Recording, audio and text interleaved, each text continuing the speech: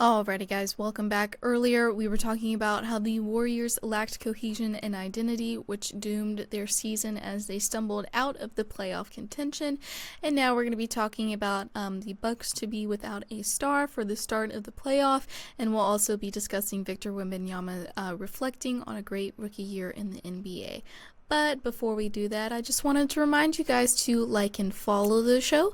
We get a number of questions from viewers that come in during the show, so to ensure that your question gets read on the air, I ask that you use the tips and donation link with your question. That link is gsmcpodcast.net. This just puts your question at the top of the list so I can see it, and it also really helps the show. So I think you should do it, Okay. All right. So okay. I'm going to share. No, I'm not even going to say it. Nope. I'm not jinxing whatsoever. Go ahead and roll it, Sister Faith. I'm not going to get it. Okay, so will the Bucks be without a star player for the start of the playoff? So the Bucks are preparing to be without star forward Giannis Antetokounmpo. Yep. And I can't even do it that well either. There you go. Yep. When they tip off their first round series versus the Pacers on Sunday. Giannis missed the... I'm just going to call him Giannis because... That's what everyone does. Everyone calls him Giannis. Giannis missed the final 3 games of the regular season due to an injury that the Bucks diagnosed as a left soleus calf strain. The Athletic reported on Monday that there was some real doubt about Giannis's ability to return for Game 1 this weekend, so the Athletic's update does not come as a major surprise. According to the Athletic, the Bucks are hopeful that treatment on Giannis's calf strain will allow the two-time MVP to return sometime later in the series. He has been undergoing treatment around the clock, sources tell ESPN. It's a bit of deja vu for the Bucks, who saw their superstar go down with a back injury in Game 1 of their first-round series versus Miami a year ago. That injury cost Giannis 2.5 games of a series that the Heat ultimately won in 5. Milwaukee, which went for 4-5 without Giannis this season, won't want to put its franchise player at risk of more serious injury by rushing him back, but will want to do everything in its power to avoid a repeat that the 2023 scenario in this year's playoffs. Giannis is expected to show up on most MVP ballots this spring after averaging. Yep, averaging. I don't know why I couldn't get that out. Goodness. 30.4 points, 11.5 rebounds, and a career high 6.5 assists and 35.2 minutes per game across 73 games for the Bucks. His 61.1% mark on the field goal attempts this season also represents a career high. Sorry, I got all turned around with that last name and can't even get regular words out of my mouth. Average. That's funny. Excuse me. Okay. This one's a tough one. First off, I'm picking this as my upset special, even before this. Mm-hmm. I have Indiana upsetting Milwaukee in the first round and knocking them out. They've played them tough all year. Matter of fact, they've outplayed them all year. Now you're going to tell me that Giannis is not going to be able to play? Mm-hmm. I feel like if Giannis is missing more than, if he misses 1 to 2 games, looks like it's going to be, then I don't give Milwaukee. I'm definitely taking Indiana to win this series. Second off, I don't care. Even I know this is going to be crazy to say, especially with Milwaukee starting the season out by midway through firing their coach and then bringing in Doc Rivers. But there is no way, not this injury, there is no way that I'm bringing Giannis back early. Mm-hmm. I know it sounds crazy, but Giannis is so important to this franchise. And the reason why I'm not rushing Giannis back. You cannot rush Giannis back on a calf strain.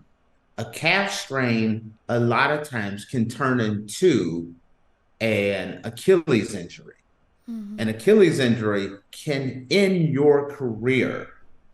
Guys like Boogie Cousins had Achilles injury, never came back. Most players, when they come back from Achilles injury, they're never the same. Kevin Durant's the only one that I've ever seen come back from an Achilles injury and still keep his game. There's no way that you force or rush a 7-footer like Giannis, a talented guy like Giannis, back, even if it costs you the playoffs. I'm saying that. Even if it costs you the playoffs, I'm not rushing Giannis back. Giannis is too valuable to the franchise. He's already won a championship there. I'm going to look out for Giannis's career, even over a playoff game. The calf strain is just so dangerous. Unless I'm 100% sure this is not going to possibly turn into an Achilles injury. If you remember, when Kevin Durant was with Golden State, he had a calf strain, and it was playoff time, and everyone was like, no, it's a calf strain, everything's cool. And then what did he do? He ended up blowing out his Achilles tendon. You can't take that. That kind of risk is way too high, way too dangerous. This is maybe the best player in the league. If not, he's one of the 1, 2, or 3 best players in the league. And at any time, he could easily be the best player in the league. I'm not risking that. That risk is way too high for me. I'm not doing it. No. Do you see where I'm coming from there? Calf strain's very dangerous. And you definitely need to lay down and chill out for a bit. I just, this is different than anywhere. Like, I was pro letting Joel Embiid rest. And it was more because I didn't see the 76ers really going far this year. I just don't want to risk Giannis. An Achilles is something that will change anyone's career. An Achilles, pretty much, traditionally, if you blow out your Achilles, your career's over. That's what they're risking. That's what I see when you look at the calf strain, making sure that Achilles is taken care of and is handled before I bring him out. So, okay. Whew. Alrighty. Got a little sniffles over there, I see. Yes, the pollen season's still strong over here in the South, and it's finally getting to me. I took an allergy pill this morning, but I don't think it's kicked in yet, so. Okay. Wow. So our next story is Victor Wembanyama reflects on a great rookie year in the NBA. Year 1 has concluded for Victor Wembanyama, marking a remarkable journey filled with standout performances and historic moments. The rookie's inaugural season in the NBA has been so exceptional that the league dedicated a 2-hour highlight reel to mark his achievements on YouTube. Following his extraordinary campaign, Victor sat down with French journalist Benjamin Moubechi. I probably butchered that. I don't speak French. To reflect on his season. His latest article brilliantly captures their interaction, providing insight into Victor's thoughts and experiences. Overall, he expresses immense pride and happiness regarding his debut NBA season. He acknowledges the significance of his on-court accomplishments and doesn't take them for granted. However, fueled by his competitive spirit, he voiced a desire for greater team success, wishing they were still competing in the postseason. Despite this, Victor acknowledges the long-term vision of the San Antonio Spurs organization, appreciating the team's transparency and communication regarding their approach. He reaffirms his confidence in his teammates and collective projects they are building. While discussing his relationship with Coach Popovich, Victor speaks candidly about his admiration for him. He emphasizes Popovich's genuine concern for players and individuals first, highlighting his respect and care for their well-being both on and off the court. Throughout the season, their bond has flourished, evident in their mutual respect and understanding.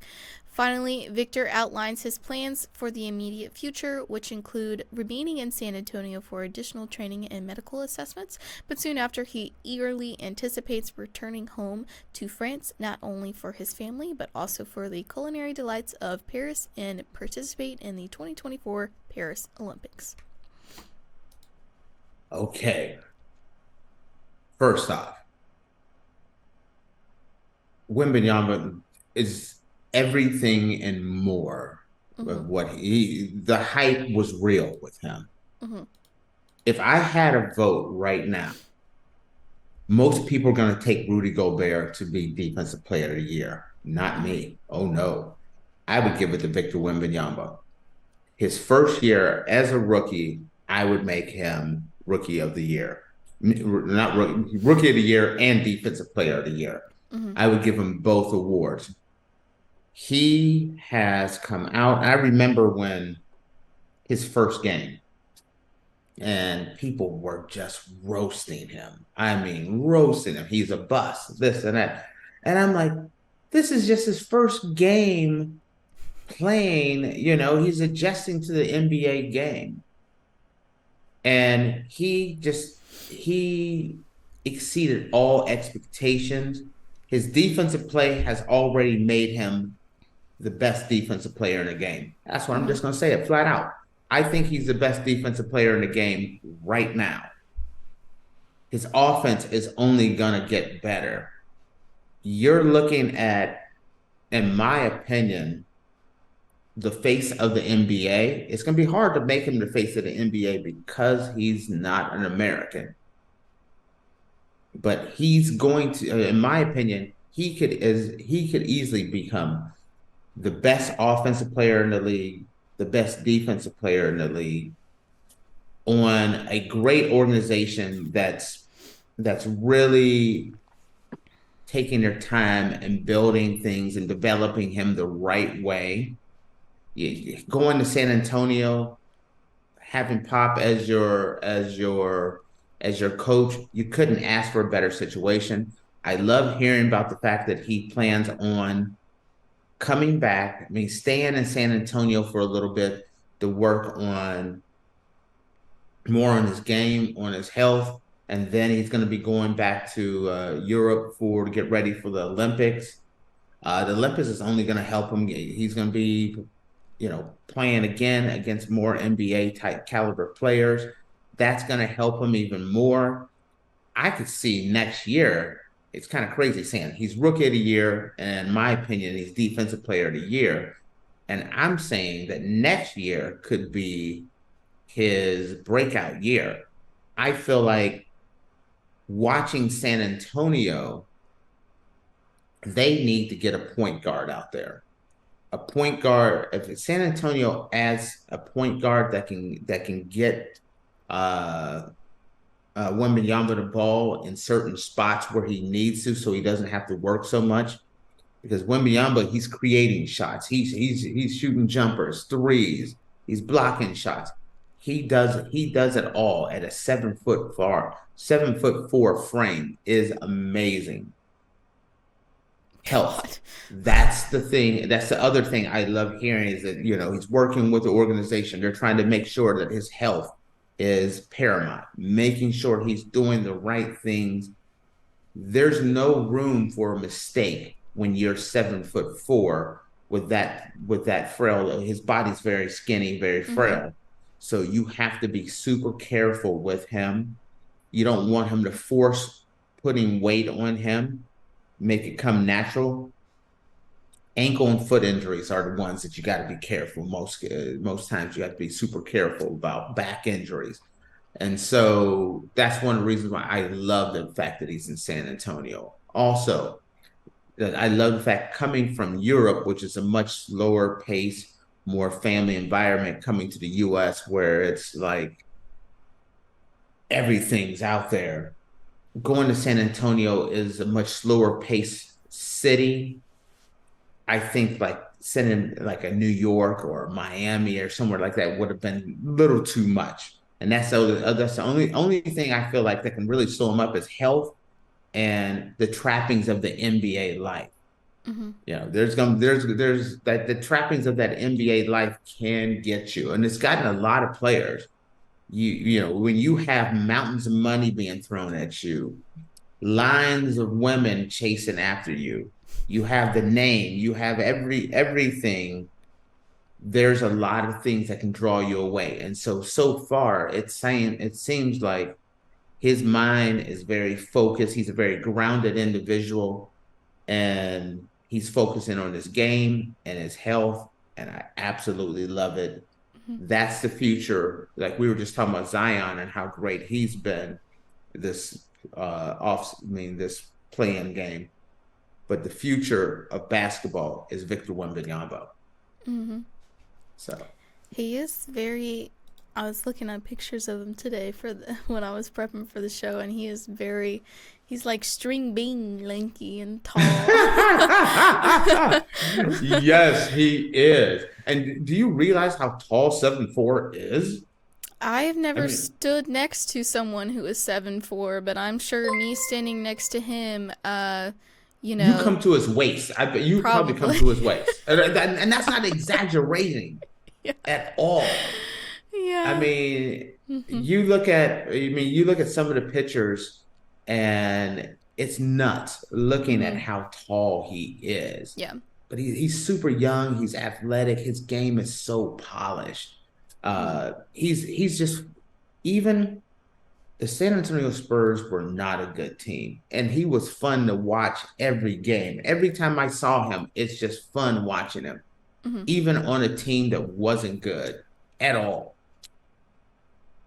And they're only going to get better. Yeah. Alrighty. Well, with that, guys, we're going to take a short break, and when we come back, we're going to be talking about our dumb criminal story of the week. So make sure you guys stick around, and we'll be back in a minute.